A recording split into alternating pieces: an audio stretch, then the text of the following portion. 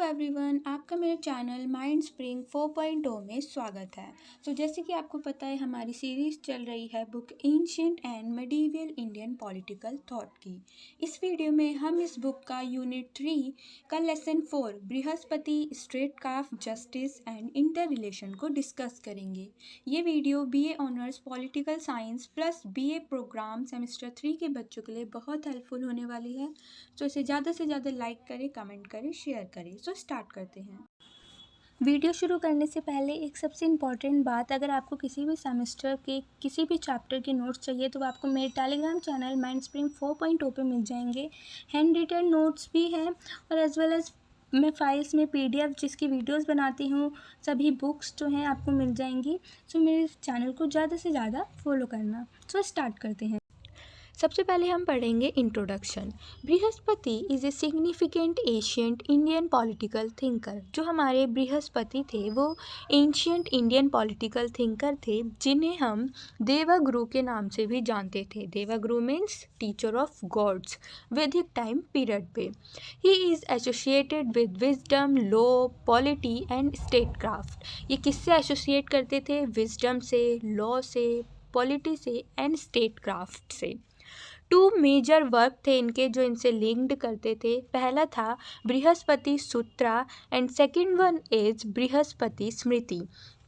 इसमें बोल रहा है कि 2 वर्क जो इन्होंने बताए थे जो इनसे लिंक करते थे वो कौन से थे? बृहस्पति सूत्रा एंड बृहस्पति स्मृति। इनको हम ब्रीफली डिस्कस करने वाले हैं इन्हीं सब चैप्टर्स में। Brihaspati wrote a period of political instability and anarchy. Brihaspati जो टाइम पीरियड पे बात करते थे वो उस टाइम पीरियड की बात करते थे जब हमारी जो पॉलिटी थी वो इनस्टेबल थी एंड एनहार्की उसमें कहीं ना कहीं परफॉर्म होता था। तो इन्हीं सब टॉपिक्स के ऊपर हम इस चैप्टर में डिस्कस करेंगे। बहुत इजी चैप्टर है, आपको क्लियरली समझ आ जाएगा। हमारा फर्स्ट टॉपिक है कॉन्सेप्ट ऑफ स्टेट क्राफ्ट, मतलब कि स्टेट क्राफ्ट के बारे में हम डिस्कस करेंगे। Brihaspati believed order is impossible without respect of authority. Brihaspati कहते हैं कि हम एक स्टेट को ऑर्डर में तब तक नहीं चला पाएंगे जब तक हम अपनी अथॉरिटी की रिस्पेक्ट नहीं करेंगे।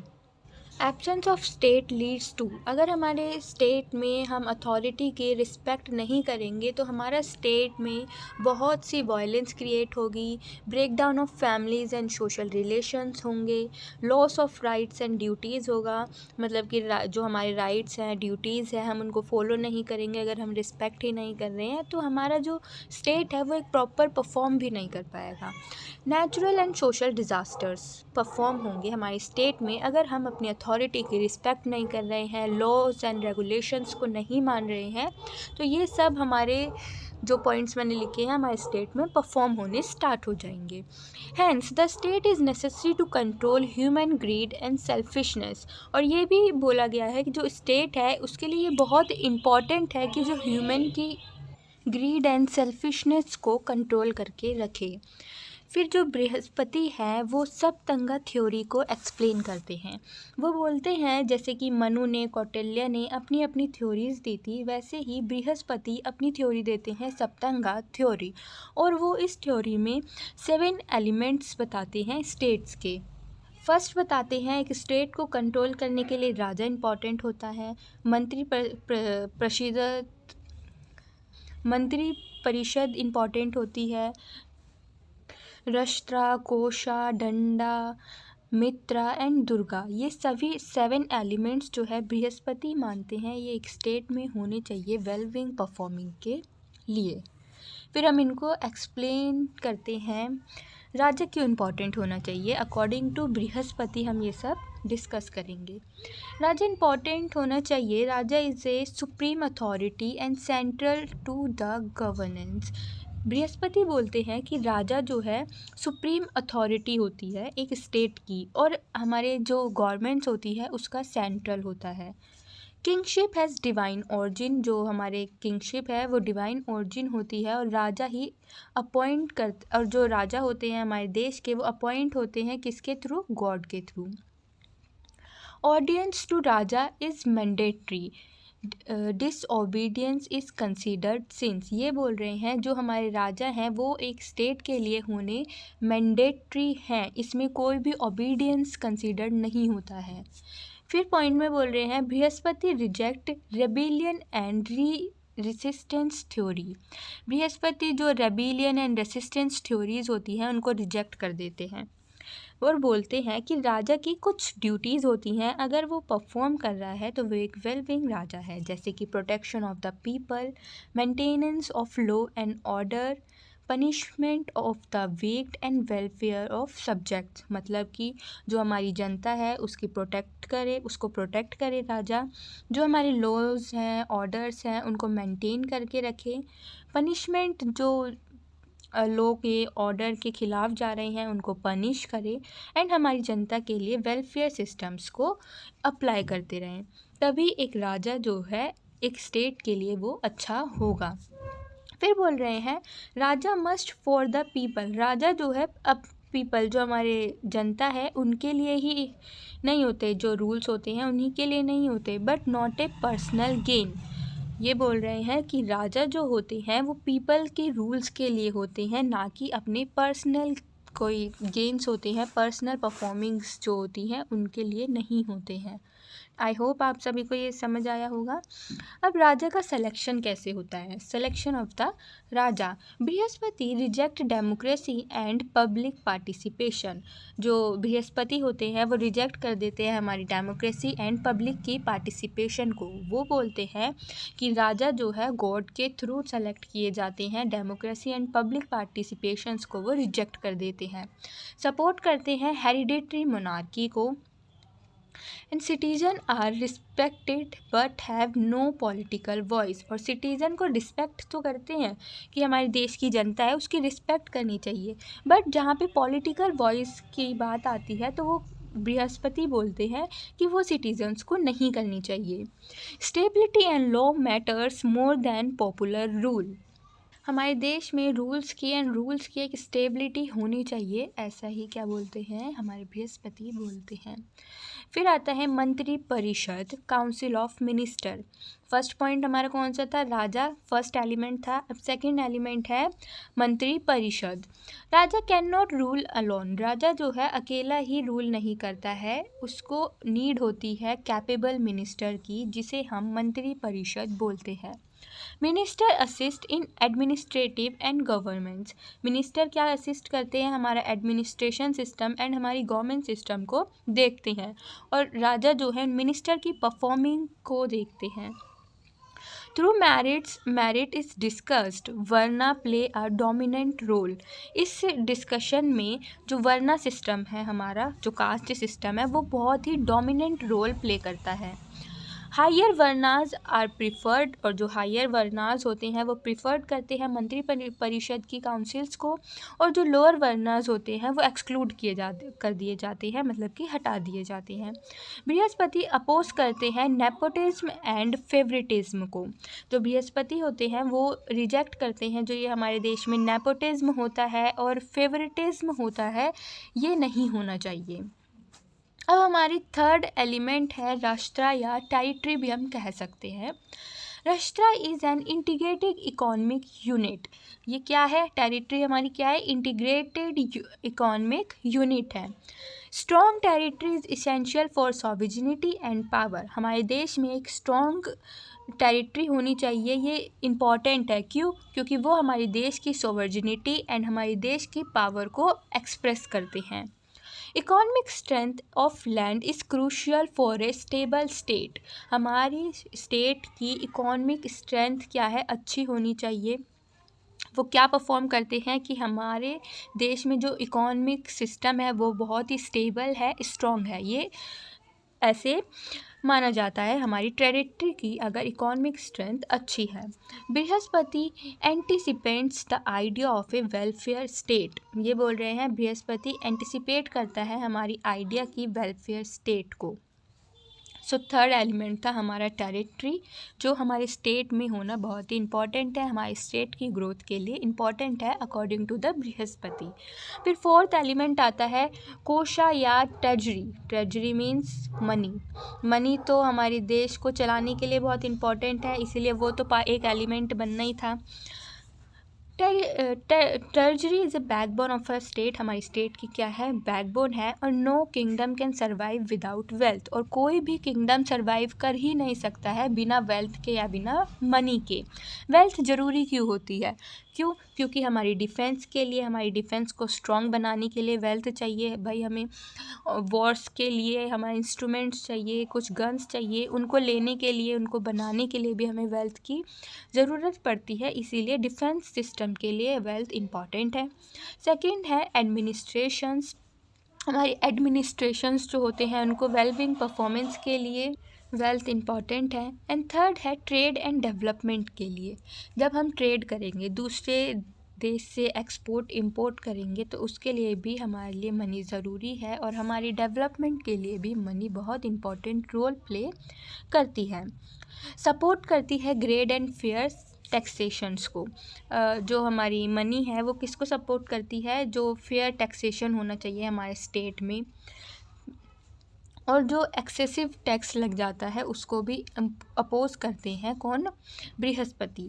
और एनकरेज करते हैं wealth circulation and economic balance को। ट्रेजरी और बृहस्पति ये बोलते हैं कि जो ट्रेजरी है वो हमारी सर्कुलेशन को, इकोनॉमिक बैलेंस करना बहुत इंपॉर्टेंट है हमारे स्टेट के लिए। कुछ इकोनॉमिक आइडियाज़ बताए हैं, उनको देखते हैं। जैसे wealth governs all activities. Economic ideas में बोला है जो मनी है वो बहुत ही एक्टिविटीज़ को गवर्न करती है, बहुत सी एक्टिविटीज़ के ऊपर डिपेंड होती है, बहुत सी क्या सारी ही डिपेंड होती हैं, all activities. Support fair distribution of wealth. ये बोलते हैं, बृहस्पति बोलते हैं कि हमें फेयर डिस्ट्रीब्यूशन करना चाहिए वेल्थ का। एंड एम्फेसाइज करते हैं ट्रेड को, एग्रीकल्चर को एंड कॉमर्स को। और ये बोलते हैं कि हमें ज़्यादा से ज़्यादा ट्रेड करना चाहिए, एग्रीकल्चर करना चाहिए, एंड बहुत से ज़्यादा हमें बाहर के देश से ट्रेड, एक्सपोर्ट, इंपोर्ट करना चाहिए। फिर हमारा पॉइंट है advocate economic planning and budgetary discipline. मतलब कि हमारे देश में एक प्रॉपर इकोनॉमिक प्लानिंग होनी चाहिए कि हमें कहाँ कहाँ अपनी वेल्थ को, अपनी मनी को इन्वेस्ट करना है, कहाँ कहाँ लगाना है। एंड एक बजटरी ईयरली जो बजट निकलता है वो पूरे बजट का देख रेख हमें करनी चाहिए, एनालिसिस भी हमें इसका करना चाहिए। फिर हमारा पॉइंट है 3 क्वालिटीज़ ऑफ गवर्नेंस। अब बृहस्पति 3 क्वालिटीज़ बताते हैं गवर्नेंस की। पहले बताते हैं वो मंत्रा गुना, सेकंड बोलते हैं अर्था गुना, एंड थर्ड बोलते हैं सहजा गुना। मतलब कि wisdom and council, economic strength and natural leadership qualities. हमारी गवर्नमेंट्स में ये 3 क्वालिटीज़ होनी चाहिए, तभी हमारा स्टेट वेलबिंग परफॉर्म करेगा अकॉर्डिंग टू द बृहस्पति। फिर नेक्स्ट पॉइंट है justice and judiciary system. Brihaspati के अकॉर्डिंग हमारे देश में कैसे जस्टिस होना चाहिए, कैसा हमारा जुडिशियल सिस्टम होना चाहिए। Justice is a foundation of a state. Justice क्या है, हमारी स्टेट का फाउंडेशन है। Law applies equality to law. अब जो लॉ बोल रहे हैं वो इक्वली अप्लाई होनी चाहिए सभी के ऊपर, इवन द राजा फैमिली। और जो राजा है उसकी फैमिली के ऊपर भी। और क्यों उसकी फैमिली के ऊपर, क्यों, क्योंकि वो भी एक जनता ही है और उस पर भी लॉ इक्वली अप्लाई होने चाहिए। जुडिशरी कैसे 2 टाइप की बताई गई हैं, पहले hierarchical and second one is decentralised होनी चाहिए। Raja court is the highest court. जो राजा का कोर्ट, अब यहाँ पे कोर्ट के बारे में हम डिस्कस करेंगे। जो राजा का कोर्ट होता है वो हाईएस्ट कोर्ट होता है according to the Brihaspati. And उसी कोर्ट को फॉलो कैसे करते हैं, पहले एविडेंस की एग्जामिनेशन करता है राजा। विटनेस टेस्टिमनी होती है, विटनेस के देखा जाता है उसने क्या गलती करी है, एंड फिर क्रॉस एग्जामिनेशन होता है। ये जस्टिस में बताया गया है कि राजा का कोर्ट में ये सब फॉलो किए जाते हैं। फिर बोल रहा है कि justice aim to discover truth and punish law breakers. Justice का मतलब है न्याय, और ये डिस्कवर उनका एम क्या होता है कि सच्चाई को सामने लाए और जिन्होंने लॉ ब्रेक किया है उनको पनिश किया जाए, और जो भी सफ़र कर रहे हैं उस दर्द से या उसको क्या किया जाए, रिमूव किया जाए। मतलब कि हमारी जनता को जिस हमारे देश में क्या क्या प्रॉब्लम हो रही है उसको रिमूव किया जाए। इसीलिए इन्होंने कुछ पॉइंट्स बताए हैं कि कैसे हम ये सब कर सकते हैं। पहला, धर्म। धर्म के ऊपर होना चाहिए ये सब। सोशल कन्वेंशन होना चाहिए। कस्टम एंड करेक्टर होना चाहिए। And fourth one is king order.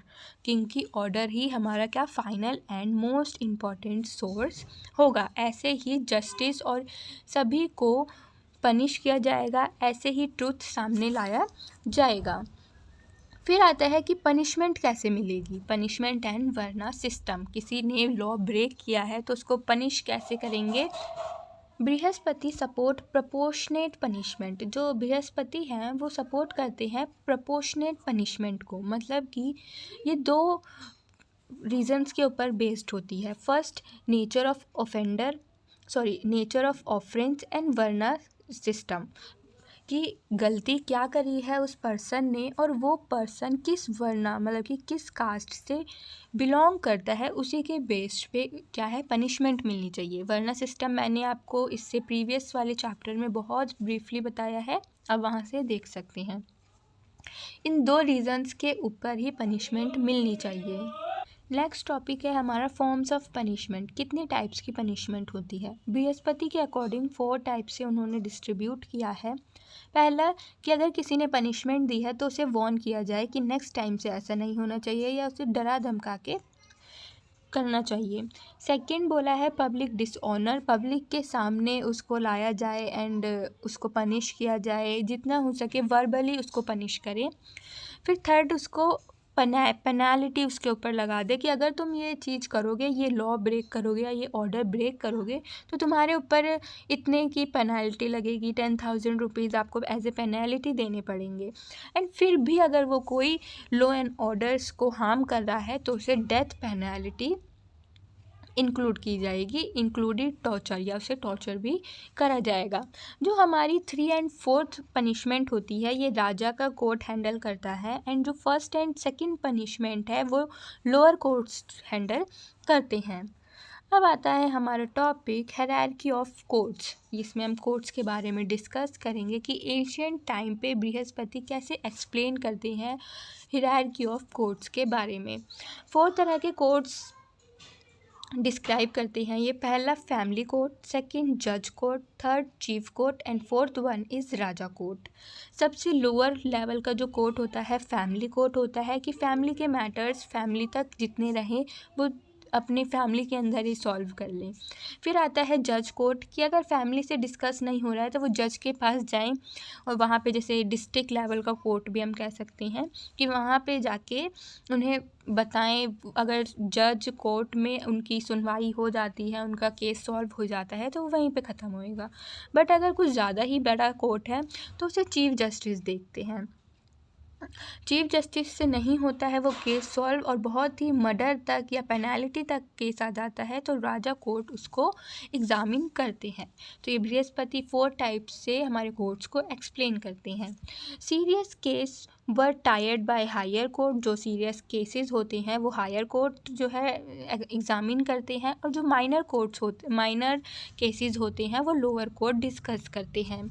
Higher court decision overruled lower courts. और जो हायर कोर्ट के डिसीजंस होते हैं वो लोअर कोर्ट्स नहीं ले सकते हैं। राजा की जजमेंट ही फाइनल मानी जाती है, और इन्हीं सब सिस्टम को हायरार्की ऑफ कोर्ट्स बोला जाता है। मॉडर्न टाइम पे भी देखें तो हमारे कोर्ट्स कैसे हैं। Village court, district court, high court and supreme court, बस नाम चेंज कर दिए गए हैं। बाकी कोर्ट्स और वह सिस्टम क्या है अभी तक वैसे ही हो रहा है। अब हमारा नेक्स्ट टॉपिक आता है integrity is the highest judicial virtue. मतलब कि हमारे स्टेट में इंटीग्रिटी कितनी इम्पॉर्टेंट है हमारे स्टेट की वेलबींग परफॉर्मेंस के लिए, ये हम इसमें डिस्कस करेंगे। Integrity which include impartial a complete lack of bias और कनेक्शन इज़ ए जज टॉप रिस्पॉन्सिबिलिटी। जज की एक सबसे मोस्ट रिस्पॉन्सिबिलिटी होती है कि वो इम्पार्शियल हो और लैक ऑफ बायस हो, मतलब कि उसका कोई भी कॉम्बिनेशन नहीं होना चाहिए, कोई भी कनेक्शन नहीं होना चाहिए। वो एक सेपरेट बॉडी होनी चाहिए, एक सेपरेट बॉडी सबसे पहली और सब टॉप मोस्ट रिस्पॉन्सिबिलिटी होती है एक देश की इंटीग्रिटी के लिए, जो जुडिशरी सिस्टम होता है, और जुडिशरी एक सेपरेट बॉडी होनी चाहिए। Judging justify was considered equal to performing a religious sacrifices। और जो जजेस होते हैं उनको इक्वल परफॉर्म करना चाहिए, कोई भी रिलीजियस मैटर को उन केसेस में नहीं लाना चाहिए। इक्वली भाई तुम पनिश करो और इक्वल ही तुम सबको ट्रीट करो। Judicial ethics for strict and moral in nature. जो जुडिशियल के एथिक्स होते हैं वो स्ट्रिक्ट होते हैं, मॉरल होते हैं नेचर में देखा जाए तो। फिर हमारा नेक्स्ट टॉपिक आता है करप्शन एंड जुडिशियल मिसकंडक्ट। आपने करप्शन के बारे में ऑब्वियसली सुना होगा, ये बहुत ही सीरियस क्राइम होता है अगर ये हमारे देश में हो रहा है तो। और अगर कोई करप्शन करता है तो उसको पनिशमेंट दी जाती है। अब पनिशमेंट क्या क्या होती है, उनको एग्जाइल कर दिया जाता है। सभी पार्टीज़ क्या है, प्राइवेट कम्युनिकेशन करती हैं और उस पर्सन को जो करप्ट कर रहा है उसको देश से बाहर निकाल देती हैं, या एग्जाइल भी बोलते हैं, कर देती हैं। डिसऑनेस्ट जज ट्रीटेड ऑन पर विद सीरियस क्रिमिनल। अगर कोई जज डिसऑनेस्ट है, और डिसऑनेस्ट जज जो है वो भी एक सीरियस क्राइम की तरह देखा जाता है और उसको फिर पनिश किया जाता है। प्रॉपर्टी ऑफ करप्ट जज कुड बी कॉन्फिस्केटेड, मतलब कि उसकी प्रॉपर्टी छीन ली जाती है। अगर भाई कोई करप्शन कर रहा है, या तो उसको पनिश किया जाएगा, या उसकी जॉब छीन ली जाएगी, या उसकी प्रॉपर्टी को जब्त कर लिया जाएगा। जजेस speaking privately to parties during trial, इसको हम मिसकंडक्ट बोलेंगे। अगर किसी ट्रायल के दौरान जज क्या है, प्राइवेटली मीट कर रहा है किसी पार्टी से, तो इसको बोलेंगे कि वो मिसकंडक्ट कर रहा है। ये भी क्या है, पॉइंट्स हैं पनिशमेंट के। अब हमारा लास्ट टॉपिक है inter state relations.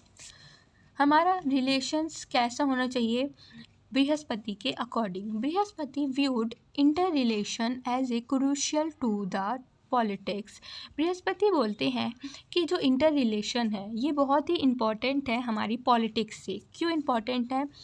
Use of species and diplomats हमारे देश में एडवोकेटेड पॉइंट्स हैं ये, कि use of species and diplomats. हमारे देश में स्पीशीज़ मतलब क्या होते हैं, जासूस का यूज़ करना, एंड डिप्लोमेट्स भी इन्हें ही कहते हैं। Strategy diplomacy to divine enemy force, और हमारी स्ट्रैटेजी होनी चाहिए इंटर रिलेशंस के बीच में। अगर कोई लड़ रहा है तो उनसे हमें कैसे सेफ़ होना है, कैसे उन्हें हमारी जनता को प्रोटेक्ट करना है, ये सब रिलेशंस के बारे में हमें पता होना चाहिए। और वोन टॉपिक में क्या बोलते हैं कि बृहस्पति कि किसी भी एनी पे हमें फुली ट्रस्ट नहीं करना चाहिए किसी भी ट्रीटी के बाद। अगर कोई ट्रीटी हुई है और उस एनिमी से हमें कभी भी फुली ट्रस्ट नहीं करना चाहिए उस पर। फिर बोलते हैं small enemy can cause great harm. अगर कोई छोटा एनिमी है हमारा तो वो भी हमें हार्म कर सकता है। बृहस्पति भी सपोर्ट करते हैं हमारे धर्म विजय को। धर्म विजय मतलब कि अधर्म की हार होगी और धर्म की जीत होगी। Victory through injustice ultimate leads to downfall. अगर विक्ट्री की इनजस्टिस की जीत हो रही है, अन्याय की जीत हो रही है, तो एक दिन उसका डाउनफॉल भी होगा, ये बृहस्पति बोलते हैं। यही था हमारा inter relation topic. I hope आपको सभी टॉपिक अच्छे से क्लियर होंगे। अगर आपको कोई भी डाउट है तो आप मेरे से कमेंट सेक्शन में पूछ सकते हैं। और ये सभी पॉइंट्स में मैंने डिस्कस किए हैं, आप ये पॉइंट्स लिख के पेपर में इनको एक्सप्लेन करना, फुल्ली नंबर मिलेंगे आपको। एंड ये नोट्स मैं अपने टेलीग्राम चैनल पे डाल दूँगी, आप वहाँ से जाके फॉलो कर सकते हैं। Thank you for watching and keep join us my channel Telegram Mind Spring 4.0. Thank you.